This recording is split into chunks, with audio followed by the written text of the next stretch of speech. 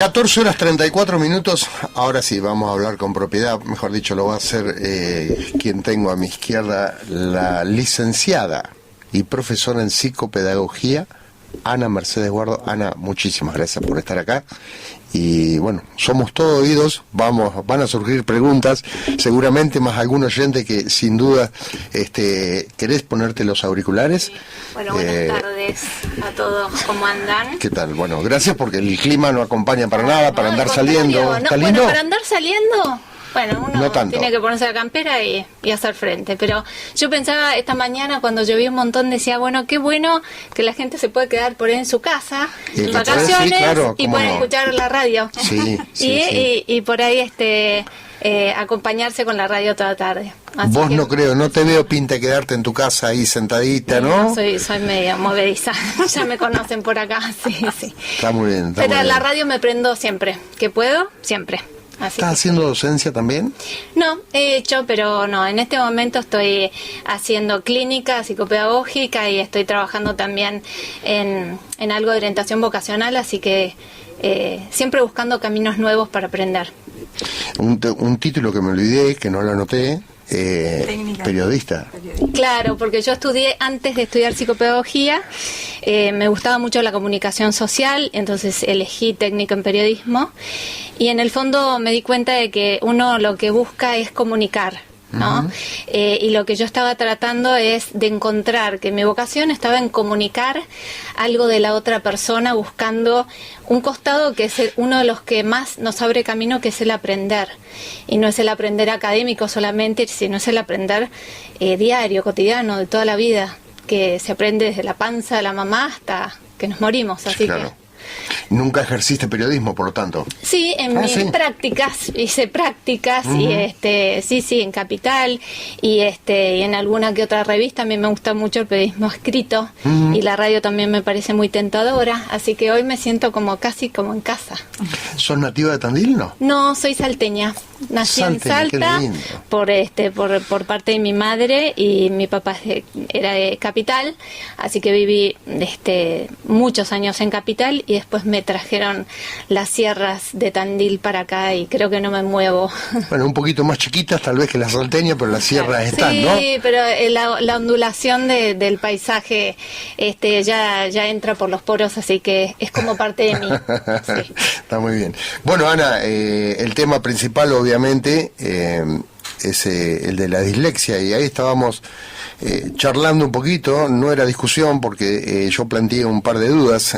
Yanil hizo mención a Tom Cruise, que con 61 años, hace mucho tiempo le diagnosticaron dislexia, y yo digo, no debe haber sido patrimonio de Estados Unidos, evidentemente ha sido a nivel mundial este síntoma, y digo, en Argentina yo no tenía recuerdos, te hablo para hacer una figura de 30 años atrás, de haber escuchado siquiera la palabra.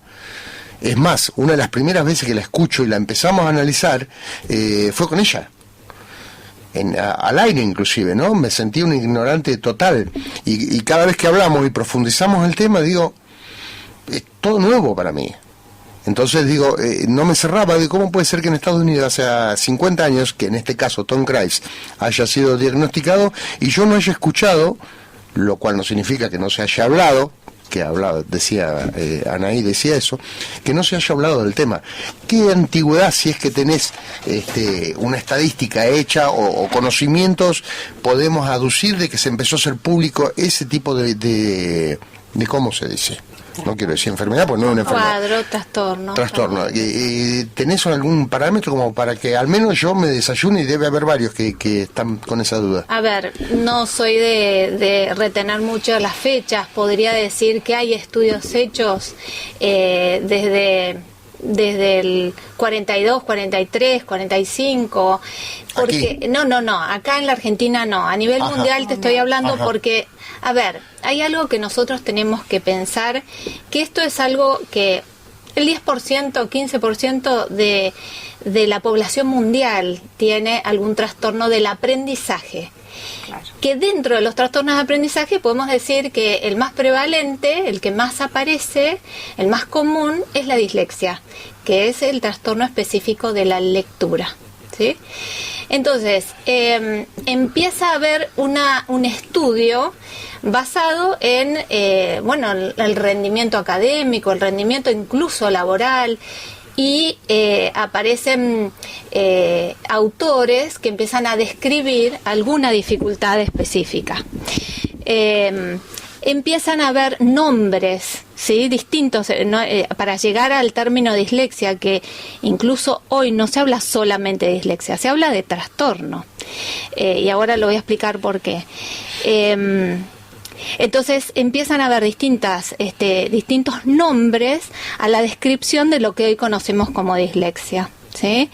Hay algunas teorías que se empezaron a basar en que el cuadro de base era emocional, luego se empezó a describir como un cuadro de base neurobiológica, ¿sí?, de funcionamiento neurobiológico. Hoy en día nosotros, los profesionales, nos guiamos por el manual de salud mental a nivel mundial, que es el DSM-3 o el DSM-4, ahora hay unos 5. Así que imagínate que si hay un DSM-5, los trastornos de aprendizaje, por lo menos en el 3 y en el 4 ya aparecieron, ¿sí? ¿Y por qué nos tenemos que guiar por esto? Porque para poder diagnosticar tenemos que ser muy prolijos y profesionales en encontrar cuáles son los síntomas que nos conducen y las conductas que nos conducen a poder diagnosticar un trastorno de aprendizaje.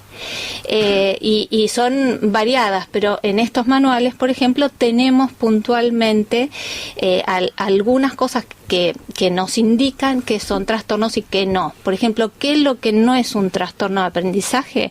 Un trastorno de aprendizaje no es una dificultad cognitiva específica, no es un déficit en el nivel intelectual. Tenemos que haber evaluado a nivel intelectual que una infancia llega a un nivel promedio, puede ser un poquito más bajo, puede ser un poquito más alto, pero en general son chicos que tienen un nivel de inteligencia bueno, ¿sí? Perdón, Nana.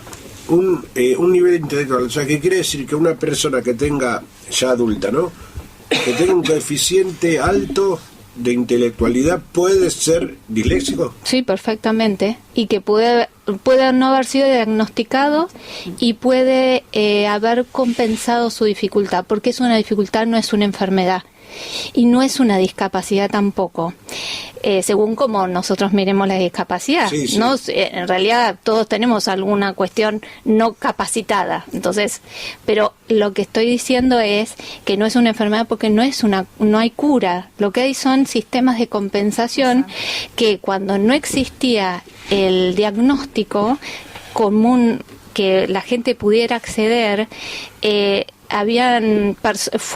hubieron personas que hoy son adultos que pudieron compensar a fuerza de encontrar cuál era su lugar en la sociedad. Entonces, por ejemplo, personas que tienen muy bien desarrollado el sentido visual y no tanto de la decodificación de la palabra, son personas que son espléndidos en hacer películas,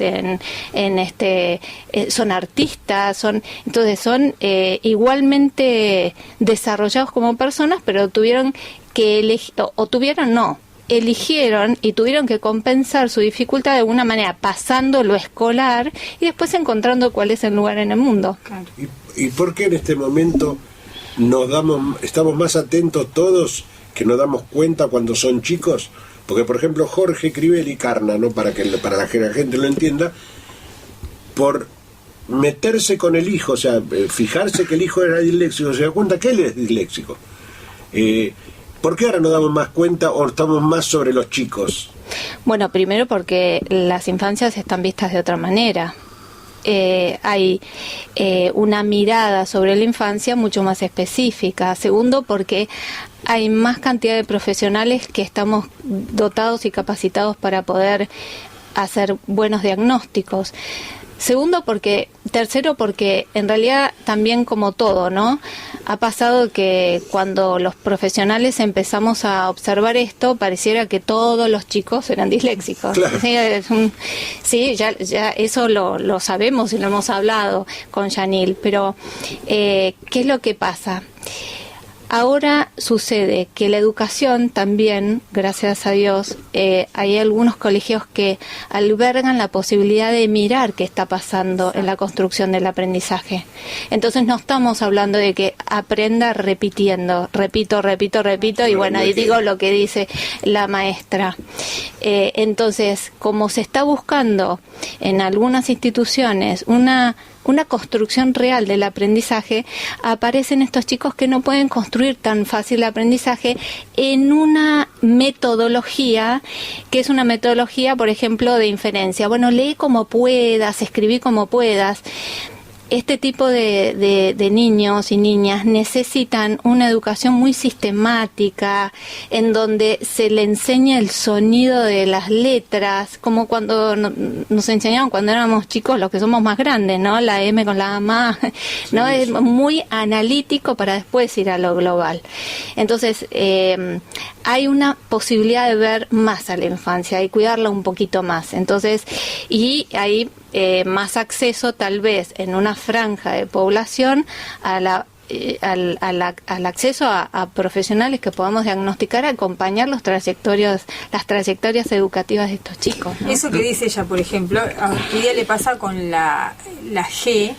Ella a veces le cuesta diferenciar cuándo suena como claro, como G. Claro, y como suave, como la J. Esas son letras que por ahí le provocan la confusión. Exacto. Eso es lo que se llama R, claro, cuando suena suave. Eso es lo que se llama, lo que nombra Yanil, es lo que se llama conciencia fonológica. Todos tenemos conciencia fonológica de los grafemas. Un grafema es lo que está escrito, una letra que está escrito en papel, que tiene una forma. Entonces, a esa letra le corresponde algo fonológico, que es un sonido, un fonema. La asociación de grafema-fonema es lo que a nosotros nos permite leer. Cuando esa asociación no está suficientemente automatizada, más o menos hasta pasada la primera parte del año en primer grado, ya uno tiene que despertar algunas señales de alarma y decir, bueno, alarma, pero no es asustarse, sino es decir, voy a observar la trayectoria de cómo está construyendo la lectoescritura este niño o esta niña. ¿Y por qué? Porque es importante echar el ojo antes y no cuando están en cuarto, quinto grado o sexto y leen sin comprender o leen entrecortado. Porque ahí yo estoy posibilitando que con la neuroplasticidad que tiene el cerebro del niño logre sobreponerse casi cada vez más en forma natural a eso que le constituye un desafío. Un chico, cuando digo chico no me refiero al género, ¿no? Puede ser hombre o mujer, con 6-7 años que le diagnostican dislexia. La atención con un profesional como podés ser vos, ¿es por un tiempo determinado? ¿Es permanente? Mira, eso depende de cada originalidad de cada niño o niña en su construcción y de su entorno y de sus posibilidades. Hay veces siempre lo mejor es poder dotar de la mayor cantidad de herramientas para que el mismo niño o niña pueda ir compensando a lo largo de su vida, ¿sí? O sea, vos lo encauzarías, digamos, en Pero el camino uno lo a que seguir. hace, claro, es asegurar que esa convencionalidad de la lectoescritura la tenga adquirida y bien sólida. Y a partir de ahí aparecen los desafíos en los distintos niveles escolares que te van a ir pidiendo. Al principio te hacen leer textos sencillos, entonces vos tenés estrategias para eso, después te van dando textos cada vez más complejos, con nivel de abstracción más alta y demás. Hay veces que los chicos, uno dice, bueno, a ver, llegaste a trabajar muy bien la lectoescritura, tenés afianzada, sólida. Es momento de hacer un alta por un tiempo. si vos tenés alguna dificultad, volvé a consultar. Puedes consultarme a mí, puedes consultar a cualquier otra persona, pero no dejes librado al azar esto de la dislexia. Porque hay chicos disléxicos que perfectamente pueden ir en el camino porque su contexto escolar y familiar acompaña muy bien. Y hay otros chicos que tienen que arreglárselas solos. Y algunas veces eso es mucho más difícil porque se encuentran en bretes en donde hay colegios que todavía no aceptan, no entienden qué es la dificultad, si bien incluso hay una ley que los respalda, los cuida y les da derecho a las adecuaciones de acceso que ellos necesitan. A veces yo me he visto más, en vez de estar tanto trabajando con las estrategias con el niño, más trabajando con las escuelas, porque es verdad. Y esto no es una culpa hacia los docentes, que ni siquiera en los magisterios hay mucha enseñanza de lo que es la dificultad de aprendizaje.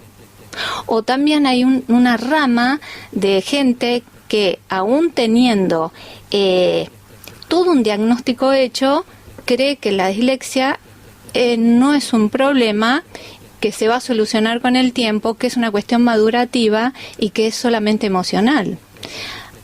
Yo he visto casos de niños que han tenido dificultades, problemas de aprendizaje, pero no específicos, sí de base emocional.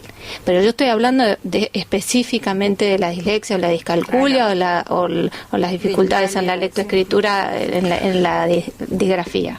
¿Es hereditario necesariamente? No necesariamente, pero hay una carga hereditaria y hay algunos estudios que hablan de que hay bastante de genético en el cromosoma 3 y 15. Te hago una pregunta, o sea, no es una pregunta, te digo esto, ¿por qué razón? Yanil tiene una particularidad, no sé si llamarle un don, para mí sí lo es, y quiero saber si puede estar relacionado. Ella tiene la facultad de leer una palabra, nombrarte una palabra al revés. Cualquiera. Eso no sé si se lo había dicho ella. No. Y a ver si puede ser una consecuencia con lo que le pasa con su hija. No sé si se entiende hacia dónde apunto. Me ha pasado muchísimo. No voy a personalizar el caso de Yanni porque además nunca me lo contaste. Pero bueno, ahora hago asociación de algunas cosas de Orquídea y la pienso, pero muchas veces me ha pasado que en el consultorio, en una devolución después de un tiempo de diagnóstico, y con la evidencia, porque uno no puede decirle a los papás, mira, tu hijo o tu hija tiene una dificultad específica sin una evidencia consistente, ¿no? No puedes decir, bueno, porque me escribió mal una palabra o porque leyó al revés la B por la D, por ejemplo, roto una letra. No puedo. Entonces, ante una devolución, un montón de test le hiciste a Orquídea antes. Sí, test y observación y charlas con los docentes. Es un proceso. Claro. Luego de un proceso me ha pasado que hay papás papás y mamás, pero más prevalencia de varones, debo decir. Y me animo a decirlo porque somos unos 4 mujeres contra 5. Perdieron, chicos, perdieron. Él siempre se vuelca para la Me ha pasado que me han dicho, cuando yo les describo el perfil de aprendizaje de sus hijos, me dicen, ay, pero me estás describiendo como a mí me pasaba lo mismo y a mí ahora también me pasa lo mismo. Entonces yo digo, ahí es fantástico, porque además ahí paro, digamos, en la devolución diagnóstica, paro y digo, qué bueno que me estás diciendo esto. Primero, porque muchas veces en los procesos que hacen los hijos, algunas veces los papás sanan un montón de cosas de su propia historia. Y segundo, porque en un proceso de intervención psicopedagógica a mí me sirve muchísimo ese papá o esa mamá que les ha pasado lo mismo para que haya empatía y cuidado en la infancia de ese niño. Entonces, qué bueno, vos eras más distraído, qué bueno. ¿Y vos qué hacías cuando eras distraído? Yo le decía al papá. Y bueno, de esta manera yo compensé. Bueno, proponerle lo mismo a tu hijo. No es tan difícil cuando uno conecta y después de entender que hay un diagnóstico de tu hijo, hasta a llorarlo y entenderlo. Y no es tan difícil encontrar cuál es el camino para acompañar. Hay bretes que sí, y hay otros que uno dice, yo sé que si yo hago silencio y me pongo a pensar, sé cuál es la respuesta que le tengo que dar a mi hijo para acompañarlo. Entonces ahí los profesionales acompañamos ese proceso, no estamos señalando todo el tiempo, ¿sí? ¿Se entiende lo que digo? Sí, claro. Ana, ¿y vos cómo llegás a especializarte en esto, siendo psicopedagoga? Porque yo tengo una prima que es psicopedagoga y no está en esto, está en otras cosas, ¿no? Porque es muy amplio. ¿Y cómo llegás a decir, me dedico a todo este tema de dislexia, por ejemplo, o de estas... no se dice, de estos síntomas, de estas trastornos. De estos sí. trastornos. Bueno, primero básicamente porque yo tuve por 2 o 3 cosas, y voy a ser bastante sintética. Primero, cuando yo estaba terminando mi tecnicatura en periodismo, yo soy mucho de creer en que cada persona tiene su vocación, su llamado, su sentido de vida, ¿no? Entonces, estaba tratando de incurrir en el mundo laboral del periodismo, y al mismo tiempo, para ganarme unos mangos, porque no estaba cobrando nada, trabajaba en un colegio en turno tarde, dando clases de inglés a un grupito. Era un colegio parroquial en Capital, y me tocó un grupo muy lindo de niños, deben haber tenido 8 años, supónganse. Y hubo un niño que a mí me llamaba la atención mucho su forma de aprender. Yo me daba cuenta de que si yo era muy sistemática en darle la misma forma que los demás, él no estaba aprendiendo igual. Me hizo como quedarme muy en reflexión y decir, ¿de qué manera? Porque yo lo que quería era lograr que él pudiera construir su aprendizaje. ¿Cómo te diste cuenta de eso? Porque los observé. Claro, viéndolos te das cuenta, claro. Porque un grupo, claro, y era un grupo de 20 chicos, no era un grupo demasiado chiquito, ¿no? Entonces miraba a cada uno, pensaba, y además porque me separé de querer nada más poner una nota cuantitativa. Entonces hablé con los papás y les pregunté, y bueno, una serie de cosas. Entonces ahí dije, yo no puedo quedarme solamente con comunicar, un evento, quiero comunicar algo más, porque me di cuenta de que me sentía con un sentido total cuando yo estaba hablando con esos papás. Entonces dije, a mí me llama el aprendizaje, y no me estaba llamando a ser docente, porque me encanta la docencia, pero yo quería saber cómo se construye un aprendizaje en el cerebro humano. Es algo maravilloso, así como hay otras personas que mueren por saber cómo son las células por adentro. Yo quería saber eso. Claro. Entonces, esa primera parte. Y después, ¿cómo me formé? Yo estaba estudiando psicopedagogía en la Universidad Católica. Tuve la suerte de poder entrar en la Universidad Católica. Tuve una beca que me permitió seguir mis estudios, y ahí mismo empecé a trabajar como pichi realmente con una compañera mía de la facultad, Rufina Pearson, que después terminó siendo una de las personas que más sabe de trastornos de aprendizaje acá en la Argentina. Me formé con un médico neurólogo en Buenos Aires en un equipo interdisciplinario. ¿Cómo? Realmente hacía de apoyo pedagógico de los niños que ellos diagnosticaban, porque yo no estaba todavía recibida. Claro. Entonces seguía siendo observadora de lo que es la construcción del aprendizaje, y ahora ya en el ámbito más de el aprendizaje de chicos con desafíos en el aprendizaje. Claro. Entonces empecé a mirar ahí. Y lo que me dio la facultad, la Universidad Católica, es una mirada amplia de que existían las dificultades de aprendizaje, que la psicopedagogía no era solamente, por ejemplo, trabajar con discapacidad intelectual, o me dio como una apertura muy grande, y después uno es como cuando el médico busca especializarse. Claro.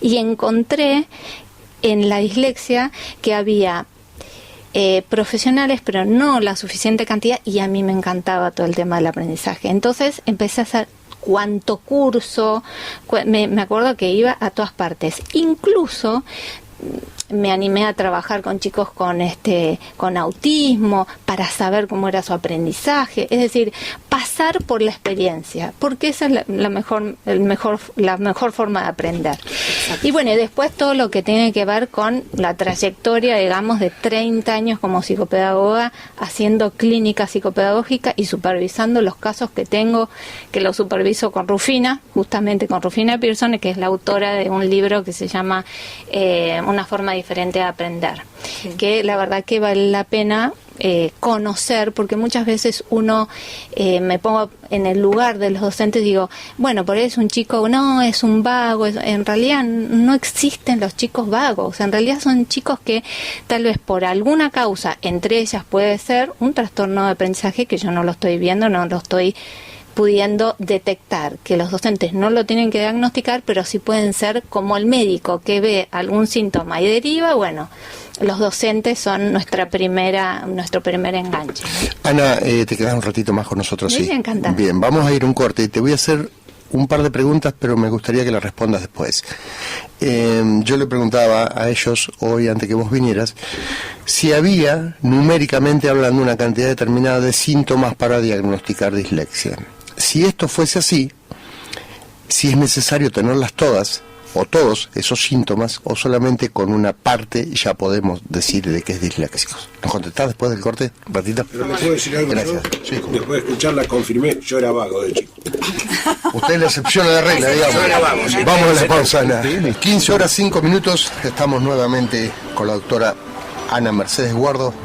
Una charla muy linda. Sí, y dale con doctora, me encantaría ser doctora, pero... Licenciada. No se le discute al conductor, para mí una doctora. Igual estoy de acuerdo con ella. Gracias, doctora. Acá tengo una mamá que me está escribiendo, que nos conocimos el año pasado por mensajitos cuando yo trataba de buscar gente que también esté pasando por lo mismo. Romina, que le mando un beso enorme, nos está escuchando, y ella dice que ella con 46 años y no fue diagnosticada hasta que no diagnosticaron a su hija, el tema de la falta de comprensión de texto que le costaba, y que Nay tiene 16 años y está en secundaria y nunca se llevó una materia, hablando de eso, de las herramientas que uno adquiere o no, y que bueno, está muy acompañada también por sus padres, ¿no? Pero la escuela también y haciendo lo que le gusta, ¿no? Y ella dice que no tuvo la posibilidad de terminar su carrera que tanto amaba. Bueno, los avances que tenemos actualmente es que hay algunas universidades ya que están tratando de acompañar a los alumnos que por ahí llegan sin diagnóstico, pero que tienen dificultades en los primeros años. Lo que pasa es que ahí también hay que discriminar cómo llegan de la secundaria. Si vemos las pruebas PISA, por ahí el nivel de comprensión lectora es muy bajo en toda la población, entonces, no quiere decir que todos sean disléxicos, ¿no?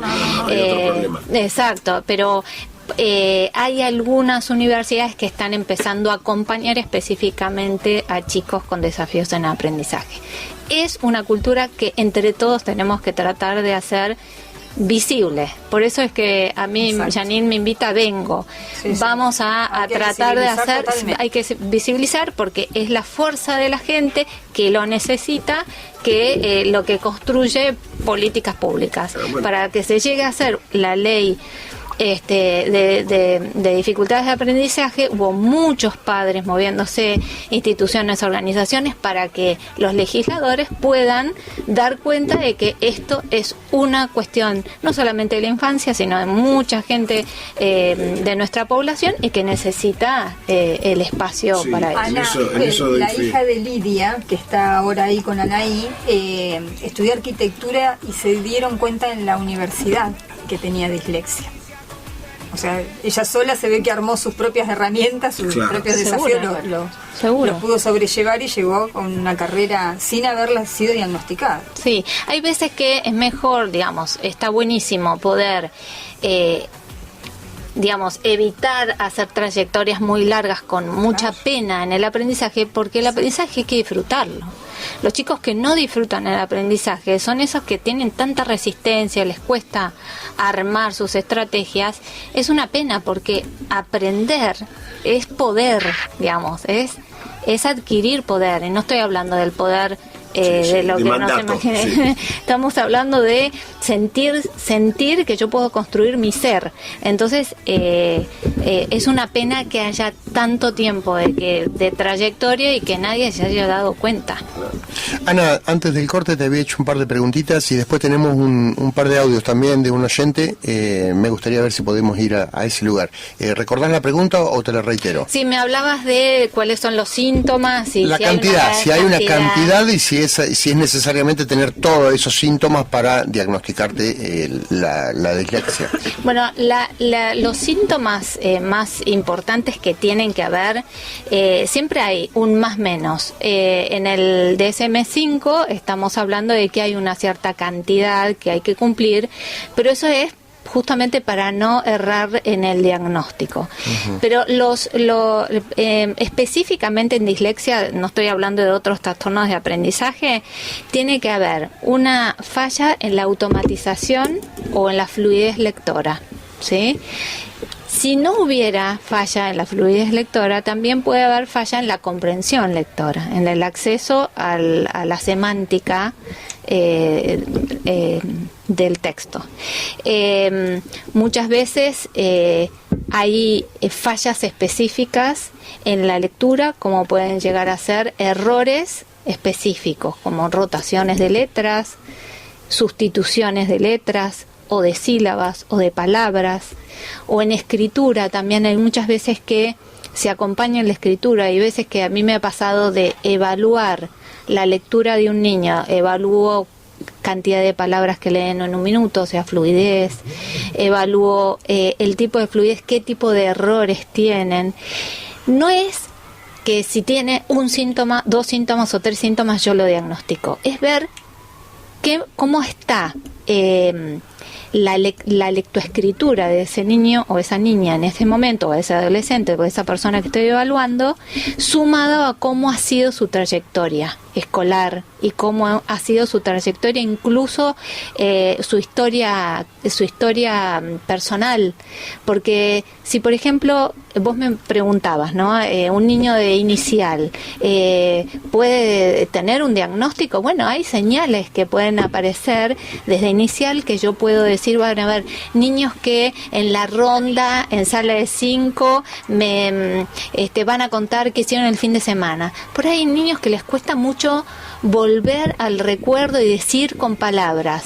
Hay veces que la dislexia tiene una base en el lenguaje, no siempre, pero trastornos del lenguaje pueden acarrear una dislexia, que no va a ser pura, por supuesto, sino que va a tener una base en el lenguaje. Entonces, o por ejemplo, la prematurez también puede llegar a ser un causal de dificultades de aprendizaje. Epilepsia puede ser una dificultad, después generar una dificultad en el aprendizaje.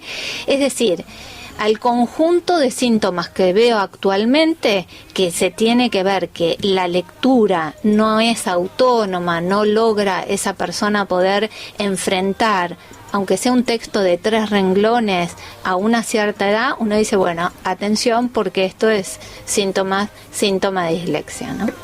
Yo les comentaba antes también que Orquídea, por ejemplo, le cuesta mucho ubicarse temporoespacialmente ella a veces. Te quiere decir, ella está ahora, ¿cuánto falta para las vacaciones de verano? Y yo le tengo que poner, hablarle de los cumpleaños, qué sé yo, de los hermanos o del Día de la Madre, que después viene... Sí, como metas. Exacto, porque si no ella, o si te quiere decir pasado mañana y qué día es, se pierde, por ahí sí...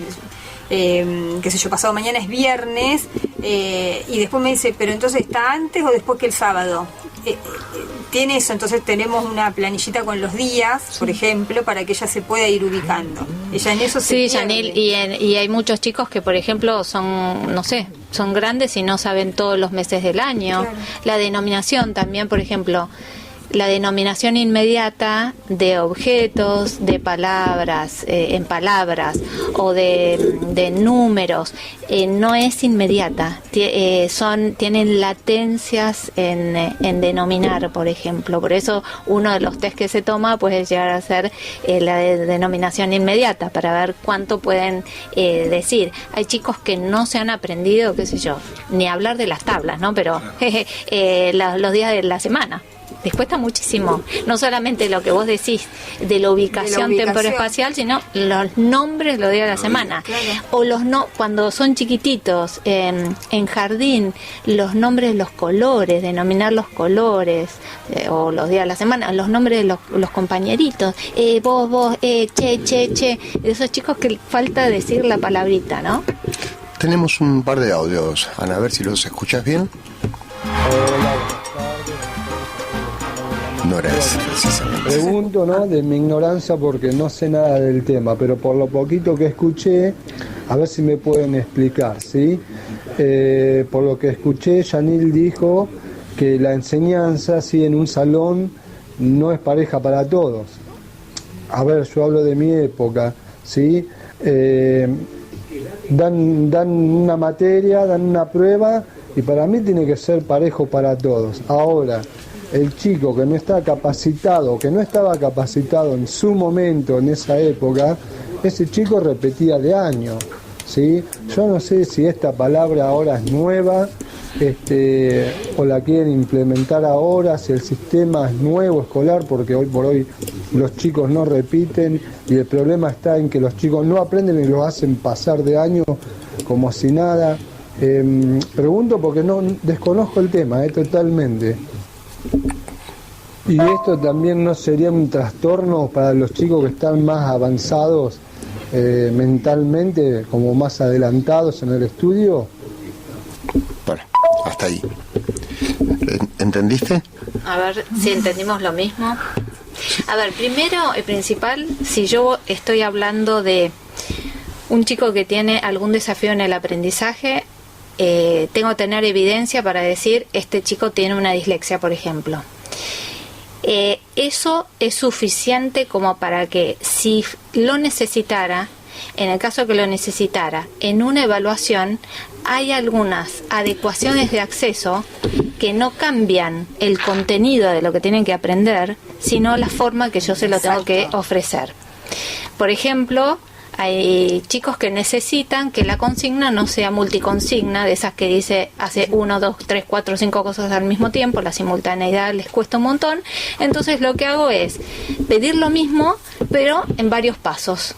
Entonces la prueba estamos evaluando lo mismo en contenido, pero en la forma no. Era lo que hablábamos con Janine hoy. Cambia, en realidad, el contenido es el mismo, todo lo mismo, cambia la forma. Pero necesitan otros tiempos. Por ahí, para la gente que no lo entiende o mezcla las cosas, como el oyente que dijo algún problema mental, no pasa por un problema mental. Ahí por ahí no escuchó lo que explicó antes, que lo explicó clarito. No, estaba hecha la pregunta hace un rato largo. El tema de, si vos tenés un chico que es no vidente, no le puedes tomar una prueba como otro chico normal. Claro. Entonces, es aplicarle las herramientas para que pueda hacer la prueba como los demás. A eso apuntamos. Claro, cuando vos evaluás en la escuela, claro, si tenés que evaluar en la universidad, incluso cuantitativamente. Claro. Exacto. Si vos, la evaluación es una instancia más de aprendizaje. Claro. Entonces, ¿qué es lo que nosotros tenemos que pensar? Que con una evaluación, ¿qué es lo que quiero lograr? Que se verifique cuánto ha podido construir el aprendizaje Exacto. ese estudiante. Si yo lo verifico por vía escrita, con una prueba convencional, o lo verifico haciéndole una evaluación oral, estoy verificando que ha aprendido igual. Pero, ¿qué pasa? La diferencia es que tal vez los chicos que tienen dislexia, les es mucho más fácil explicarte lo oral que hacer un escrito, que también tienen algunas veces alguna disgrafía, que es dificultad en la escritura. Entonces, lo estoy liberando para que él muestre todo lo que sabe. Ni más ni menos, es poder ser justo con los demás. Un chico que tiene dislexia y que no le hacen las adecuaciones, el sistema no está siendo justo con él, porque necesita y tiene todo el derecho a tener esas adecuaciones de acceso. Y no le quita la enseñanza o el aprendizaje que tiene un chico que va a otro ritmo acelerado, al contrario. La igualdad de oportunidades no es ser igual para todos. Exacto. La igualdad de oportunidades es dar a cada uno lo que necesita. Y no es que estamos restando fuerza a la persona y dice, ay, es un necesitado. No, es que tiene este desafío igual que otro, como decía Yanil, que su necesidad es la visual y otro su necesidad es la motriz. La perfección no. O a vos te hacen dejar los anteojos afuera porque tus demás compañeros no tienen anteojos. No, vos necesitas esos anteojos para poder ver lo que estás escribiendo, por ejemplo. Entonces, es acompañarlo en eso. Lo que pasa es que no es visible. Un disléxico no es visible. No te das cuenta. No, claro. te das Sí, cuenta. y respecto al tema también de la permanencia, él hablaba de la repitencia, es la permanencia. Son en los casos de los chicos con dislexia, no siempre es aplicable que un chico que tiene dislexia solamente por el tema de repetir el año va a aprender más. Sea más eficaz, No, claro. No es eso. Porque no pasa por ahí. No. No es eso. Y Sí, creo que era el punto principal de No Pablo. es eso. Sí, y me parece que, bueno, yo estoy de acuerdo con lo que dice el oyente de que, bueno, los dejamos pasar. Eso es Pero otro no por tema. esto, claro. Eso es, No, eso es otro sí, tema. creo que sí. Me parece que lo justo es que en cada situación de evaluación se pueda demostrar de una manera o de otra que la persona aprendió. Eso es lo que nos da la certeza de que puede pasar de año. Cambiando Además, las estamos formas, hablando que no es lo que de hablábamos sistemas, hoy. ¿no? Yo no estoy hablando de sistemas, estoy hablando de construcción del aprendizaje, que está inserto en un sistema educativo. Obviamente, y que es una parte, pero también está el autoestima de esa criatura o del chico, que también tenés Sí, que capaz que velar actúa por eso. en efecto contrario. Bueno, pero también hay que velar por eso. Yo en su momento a Orquídea le costó un montón hacer amiguitos y el cambio que ha tenido ahora yo hablaba de si yo trajera las filmaciones como que siempre va entusiasmada a las sesiones y todo, que cuando antes se negaba o ahora va sola en la calle leyendo los carteles, que eso nunca lo quería hacer. Yo le decía, mira, ¿qué dice ahí? Y ella se hacía automática y miraba para el otro lado, se negaba. Entonces todo eso la fortaleció también su grupo, su contención, su grupo de amigos, el estar con Ana, en su casa, entender cuál era, o sea, saber lo que tenía, nos sirvió a todos para ir acompañándola. Entonces, porque no es de a uno. Tengo una pregunta que tengo temor de hacerla, la verdad, porque puede ser muy pava y posiblemente lo sea, pero bueno, me quiero sacar. Los pavos son los que no preguntan. Me quiero sacar la duda. Este es un síntoma, un trastorno que se manifiesta al nacer, más allá de cuando después sea descubierto, como en el caso del oyente que te escribió a vos, Yanil, que dijo que muy grande se dio cuenta, o otros casos. Hay otros que son diagnosticados a los 5, 6 o 7 años, o puede ser que una persona le aparezcan todos estos síntomas ya de adulto. No, los síntomas, es muy raro que tener una infancia sin dificultades, un secundario sin dificultades y de adulto aparezca algo. Eso estamos hablando, me parece, de otro cuadro, no estamos hablando de dislexia. Bien. La dislexia se nace con dislexia y se muere con dislexia. Parece crudo, pero es así. En realidad, la manifestación habitualmente aparece cuando los chicos empiezan a estar insertos en un sistema educativo, porque es ahí donde se confronta, ¿no? Si hay síntomas antes, los papás los pueden llegar a ver, pero más si la base es del lenguaje. No habla, tiene 2 años y no habla, no hace sonidos, no hace ruidos, algo está pasando. Y ahí es lo que vos me preguntabas, me parece que es importantísimo la pregunta del pediatra. Los pediatras tendrían que ser los primeros que, entre todo esto de a ver cómo está su corazón, cómo está su perímetro cefálico, le pueden preguntar a mamá, al papá, al cuidador, che, ¿cómo está yendo al jardín? ¿Vuelve contento? ¿Te cuenta algo? ¿Te dice?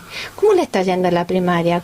Y preguntarle al mismo chico. Yo he tenido experiencia de pediatras que se quedan hablando 3 minutos con su pacientito.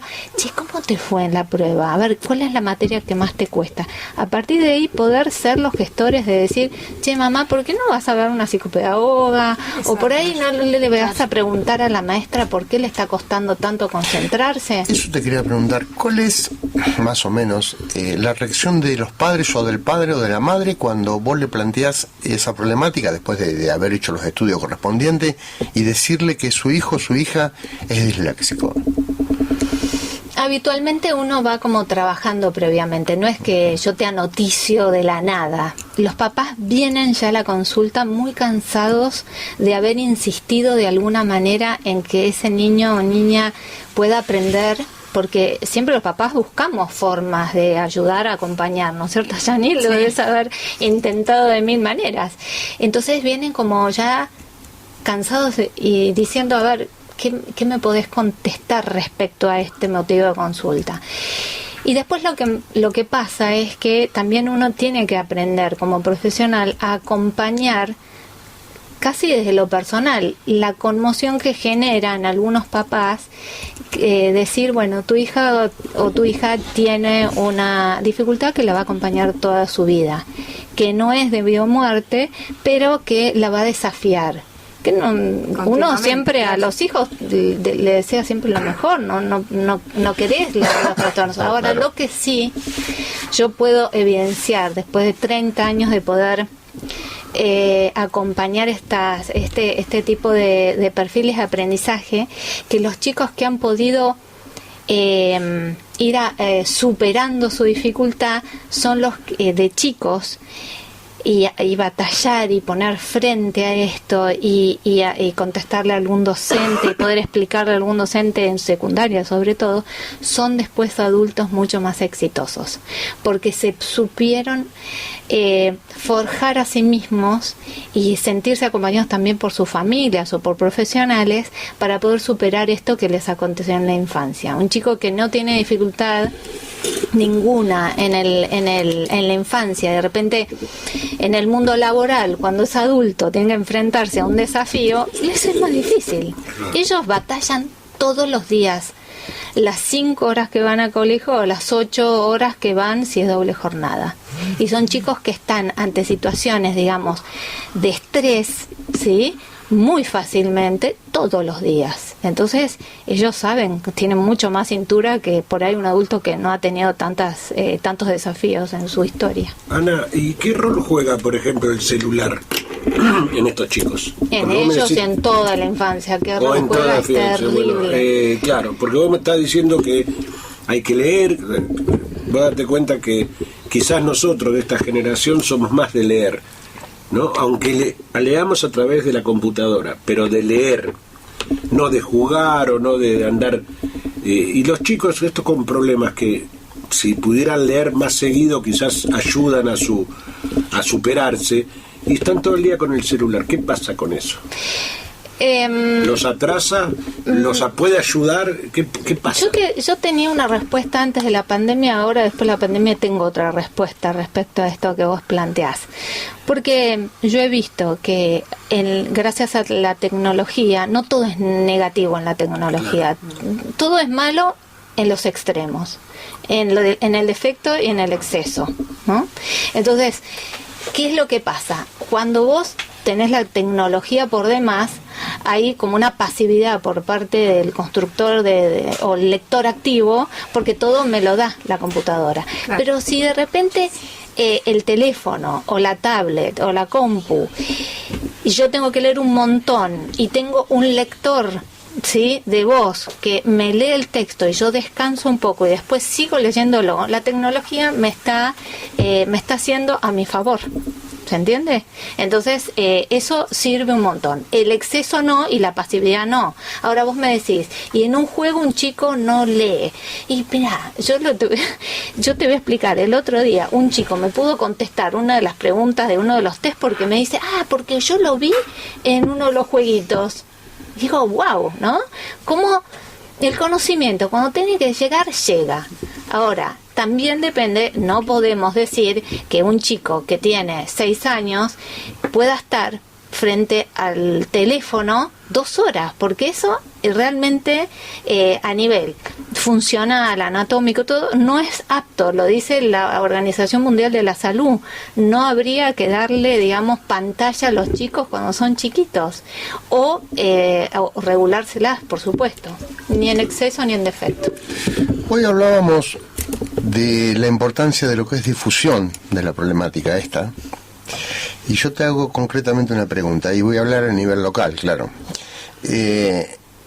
Hay talleres, hay disertaciones referidas a este tema donde la gente con esa problemática, en algún hijo, en algún familiar, te pueda consultar a vos o a quien esté disertando, no importa, a un profesional, claro, tiene que ser.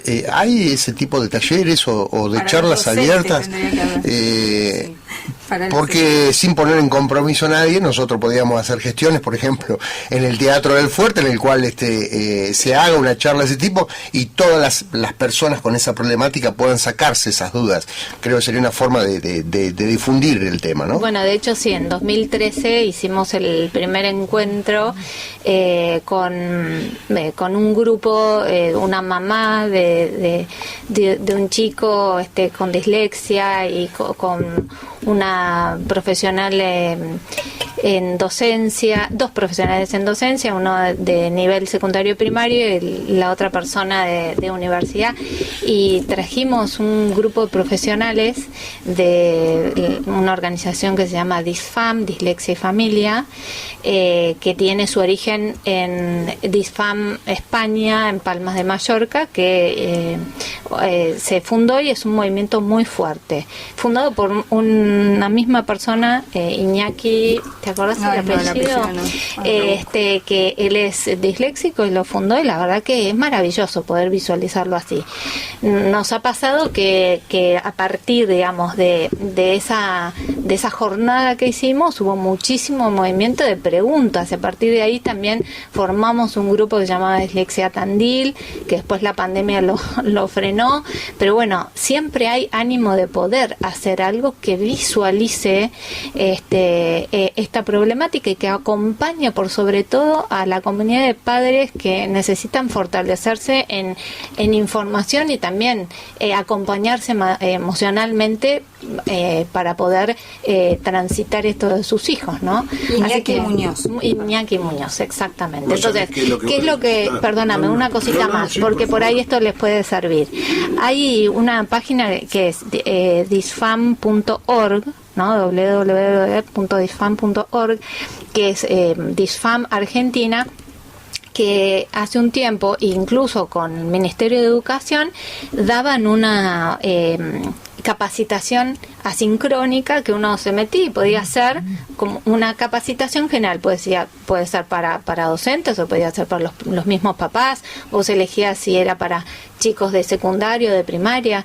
Hay acceso a eso, sí, pero bueno, hay que también, yo creo, ¿no? En nuestra ciudad se podría organizar y seguir haciendo visible, porque mi experiencia dice que vos haces esto en 2013, después haces otro, por ejemplo, en 2014. Me acuerdo que en una época también, antes de ese momento, 2010 creo, vino un médico neurólogo que traje de Buenos Aires, pero es necesario hacerlo casi en forma sistemática, porque siempre van a haber padres chiquitos nuevos que necesitan acompañamiento. Hay que difundir mucho y tratar de hacerlo. Yo te digo, hay en varios momentos de la historia esta de Carna y Claudia, yo los viví con ellos.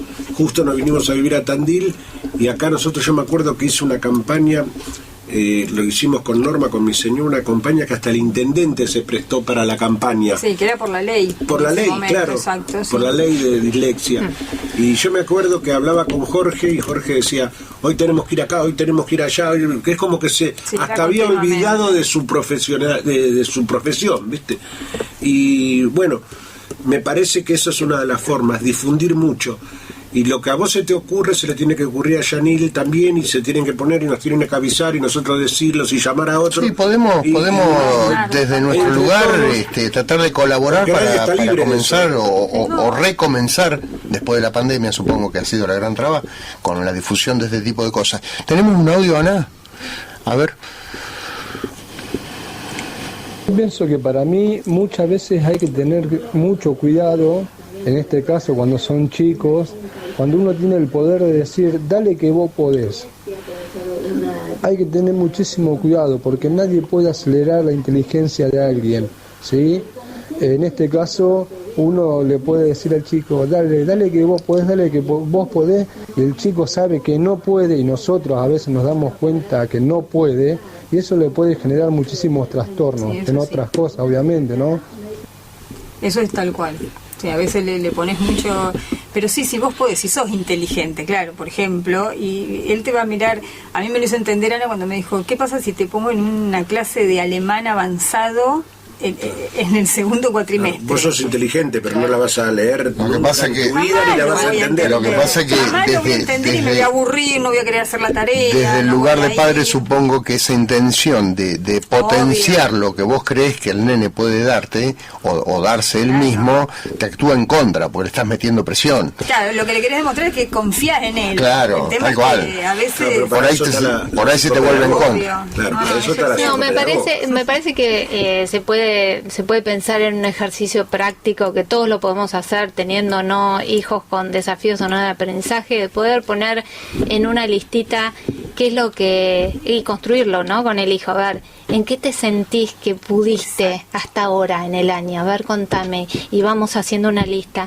¿Y en qué sentís que todavía no? El todavía no significa que hay una potencialidad, hay algo que está por desplegarse, y yo confío en que vos lo puedas desplegar a tu tiempo. Ese por ahí es el mensaje. Exacto. Porque lo que decía este oyente es no poner tanta presión, y eso es verdad, pero desde la intención materno-paterna está muy bueno decir, dale que vos podés, flaquito, Claro. y es verdad, pero bueno, traten de hacer ese ejercicio, de poner una lista, ¿qué es lo que vos te sentiste capaz de aprender hasta ahora? ¿Qué sentís que sos capaz de hacer? Exacto. Me acuerdo cuando le pregunté por primera vez a Orquídea, me dice hacer el rondó, hacer la media luna, Claro, todo lo que sea. hacer... Claro, Y digo, todo lo que es ¿sabés deporte. qué? Eso yo no lo pude hacer.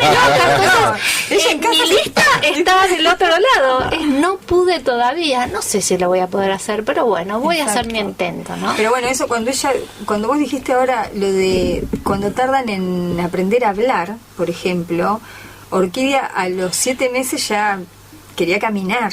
O sea, empezó primero corriendo, a los 9 meses ya caminaba bárbaro y tardó un montón en aprender a hablar.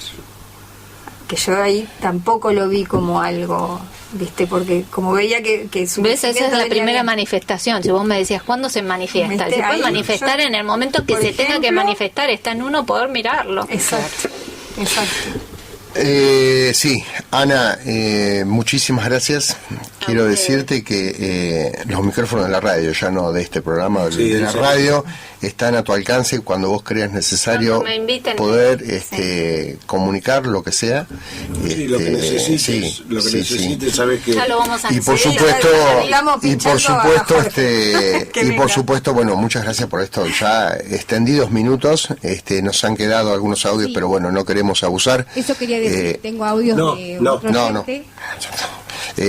No queremos abusar de los tiempos de Ana, porque si no, bueno, le vamos a tener que Podría pagar hablar directamente. hasta la noche de esto porque me apasiona. Sí, se no, nota, quería se nota. invitar, digamos, a las mamás, a los papás que quieran unirse. Estamos siempre como rumiando con Yanil poder decir, bueno, pongamos un día para convocarnos, para organizarnos, para decir, hacemos fuerza en Tandil, ¿de qué manera? No para patalear, para construir, no para decir esto no sale, claro. Es para construir. ¿Y qué podemos hacer para visibilizar esto? ¿Sí? Me parece que la unión hace la fuerza en este sentido, así que Sí, yo Ana, quería, ¿se me escucha? Sí. Yo quería decir que bueno, también tengo a Sofía que nos está escuchando y tenemos audios acá de oyentes que después te los voy a pasar para que queden ahí que vos sepas lo Sí, que sí. quería Sofía preguntarte. me contactó la semana pasada, la anterior estuvimos hablando, Sí, que tiene Sofía. 2 nenes con dislexia. Sofía, y bueno, y la verdad que nosotros acá estuvimos mudos escuchándote, así que Muchas gracias. las apoyaremos en lo que necesiten. Y ahí dice Romina el hincapié de la película, para el que quiera conocer un poquito más, Estrellas como en el Estrellas cielo. en la Tierra. En la Tierra. En la Tierra, que es una película india, está en Netflix, está subtitulada, no está doblada, pero bueno, es muy linda verla. Romina ahí me decía, deciles de la peli también. Ana, muchísimas gracias. A ustedes, buenas tardes. Vamos a la última pausa, Ana, por favor.